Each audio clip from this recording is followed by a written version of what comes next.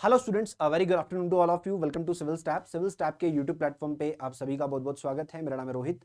दोस्तों, Himachal Pradesh TGT exam आप सभी को पता है कि स्टार्ट होने जा रहा है। अब एचपी टीजीटी एग्जाम के लिए देखें तो इस बार ये टेस्ट कंप्यूटर बेस्ड है, यानी कि सीबीटी फॉर्मेट में टेस्ट होने वाला है और बहुत सारे विद्यार्थियों के लिए ये चीज जो है वो नई है। तो इस वीडियो में मैं आपको बताने वाला हूं कि आपको ये सीबीटी टेस्ट किस तरीके से अटेम्प्ट करना है, किन किन बातों का ध्यान आप सभी ने रखना है। सबसे पहले, अगर आपका जो रिपोर्टिंग टाइम है उस टाइम पे डेफिनेटली अपने सेंटर पे पहुंच जाइएगा, क्योंकि आपके पेपर शुरू होने से आधा घंटा पहले जो है वो एंट्री क्लोज कर दी जाती है। तो पहली बात तो आपको यही ध्यान में रखनी है कि आपको टाइमली पहुंच जाना है, उसके बाद आपको एंट्री नहीं मिलेगी। पेपर से आधा घंटा पहले गेट बंद हो जाएगा और आपको एंट्री नहीं दी जाएगी। अब आपके पेपर में जब आधा घंटा रह गया है, ठीक है, उसके बाद आप में से किसी को भी एंट्री नहीं मिलने वाली है और इसके बिटवीन में पेपर से 15 से 20 मिनट पहले आपको एक सिस्टम प्रोवाइड कर दिया जाएगा और उस सिस्टम पे आपको बैठना है और उसमें कुछ इस तरह की विंडो ओपन हुई होगी। कुछ इस तरह का विंडो आपको दिखाई देगा। वहां पर आपका एप्लीकेशन नंबर होगा और साथ में एक पासवर्ड होगा। पासवर्ड आपको बताया जाएगा कि क्या पासवर्ड आपने डालना है, ठीक है। तो एक एप्लीकेशन नंबर, एक पासवर्ड। उसके बाद जब पेपर से 15 मिनट पहले आपको एक अलर्ट दिया जाएगा कि आपने साइन इन वाले बटन पे क्लिक कर देना है, आपको वहां पे अलर्ट दिया जाएगा। अदरवाइज बहुत सारे बच्चों का नहीं हो पाता तो वो बैकेंड से कर देते हैं। तो यहां पर साइन इन हो जाएगा और अगली विंडो कुछ इस तरीके से आ जाएगी। आपको इंस्ट्रक्शंस दिखाएगी कि ये इंस्ट्रक्शंस है, पढ़ लो, ठीक है। ये इंस्ट्रक्शंस है, ये आप सभी लोग पढ़ लो कि पेपर 120 मिनट का है, ठीक है। क्लॉक जो है यहाँ पर, घड़ी जो है साइड पे चलती रहेगी, ये सारी चीजें हैं, ठीक है। और बताया गया है कि किस तरीके से आपको क्वेश्चंस जो हैं वो दिखाई देंगे। उसके बाद यहाँ नेक्स्ट पे आप क्लिक करोगे तो ये वाला पेज आ जाएगा। इस पेज में आपको यहां पर अपना एक डिफॉल्ट लैंग्वेज सेलेक्ट कर लेना है। इंग्लिश और हिंदी में से दो ऑप्शन यहां पे होंगे। जब आप इस पे क्लिक करोगे आपको एक डिफॉल्ट लैंग्वेज सेट कर लेनी है। आपका पूरा पेपर आपको उसी भाषा में दिखेगा, ठीक है। और यहां पर चेकबॉक्स दिया होगा, उस पर टिक कर देना है। उसके बाद I am ready to begin. अब I am ready to begin तभी होगा जब आपके पेपर स्टार्ट होने का टाइम हो जाएगा। उससे पहले नहीं होगा। यहां पर टाइमर चलता रहेगा कि 5 मिनट रह गए हैं, 6 मिनट रह गए हैं, यहाँ पे टाइमर चलता रहेगा। अब जब पेपर शुरू हो गया तो आपके सामने पहला सवाल कुछ इस तरीके से खुलेगा, ठीक है, कुछ इस तरीके से आएगा। यहां पर टाइम चलता रहेगा कि कितनी देर बची है आपका पेपर खत्म होने पे, ठीक है, जब पेपर स्टार्ट हो गया। उसके बाद सेकंड चीज क्या होगी, अब मान लो मैं एचपीजीके का एक क्वेश्चन अटेम्प्ट कर रहा हूं या मैं सीडीपी का एक क्वेश्चन अटेम्प्ट कर रहा हूं। मैंने डिफॉल्ट लैंग्वेज इंग्लिश चूज की थी, बट अब मुझे क्या चाहिए, मुझे वो पर्टिकुलर क्वेश्चन हिंदी में देखना है। तो उसके लिए मुझे क्या करना है, यहां पर हर एक क्वेश्चन के ऊपर ये बॉक्स दिया होगा व्यू इन। वहां पर आपने डिफॉल्ट लैंग्वेज इंग्लिश सेलेक्ट की थी तो यहां पर इंग्लिश दिखेगा, बट जब आप इस पर क्लिक करेंगे तो नीचे हिंदी का ऑप्शन भी होगा। तो आप एक पर्टिकुलर क्वेश्चन के लिए भाषा को बदल भी सकते हैं, बट ऐसा आपको हर एक क्वेश्चन में करना पड़ेगा क्योंकि आपने डिफॉल्ट लैंग्वेज जो है वो इंग्लिश सेलेक्ट करी है। उसके बाद जब आपने पेपर के क्वेश्चंस को अटेम्प्ट करना है तो यहां पर आप एक एक ऑप्शन को, जो भी आपका आंसर सेलेक्ट करना है आप उसको मार्क करोगे, सेलेक्ट करोगे और सेव एंड नेक्स्ट करते जाओगे, सेव एंड नेक्स्ट करते जाओगे।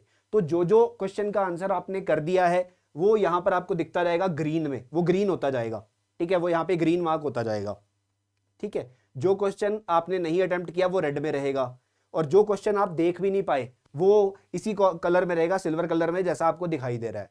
एक और ऑप्शन होती है कि आप एक क्वेश्चन पढ़ रहे हो, आपको डाउट हो रहा है कि इसके दो आंसर है, ठीक है, ये भी हो सकता है, ये भी हो सकता है। तो ऐसे क्वेश्चन को आप mark for review and next के लिए भी छोड़ सकते हैं।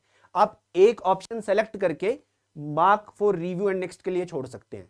इस केस में क्या होता है, आप खाली भी छोड़ सकते थे, बट जब आप मार्क फॉर रिव्यू करके खाली छोड़ोगे और मार्क फॉर रिव्यू करके नेक्स्ट पे क्लिक करोगे तो मार्क फॉर रिव्यू करने के लिए आपको एक ऑप्शन सेलेक्ट एटलीस्ट करना पड़ेगा। और जब पेपर लास्ट में सबमिट होता है और अगर आपने इस क्वेश्चन को कुछ भी नहीं, बेसिकली दोबारा नहीं रिव्यू किया, तो जो आपने मार्क किया हुआ था आंसर वो आपका फाइनल आंसर सबमिट हो जाएगा।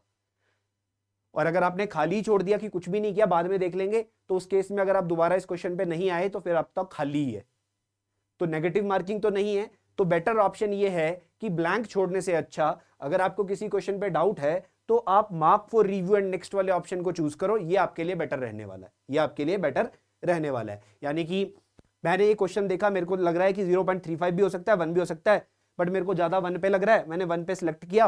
अभी मैं डाउट में हूं, मैं कहा बाद में देखूंगा, टाइम वेस्ट नहीं करूंगा अभी, तो मैंने mark for review and next पे क्लिक कर दिया, मेरा अगला सवाल खुल जाएगा। बट यहाँ पे ये जो मेरे को दिखेगा ये पर्पल कलर में दिखता रहेगा। अब पर्पल वाले में देख लूंगा बाद में मैंने कैसे छोड़े हुए थे, कौन कौन से छोड़े हुए थे। तो ध्यान रखिएगा, कोशिश करनी है कि पेपर को अच्छे से अटेम्प्ट करें।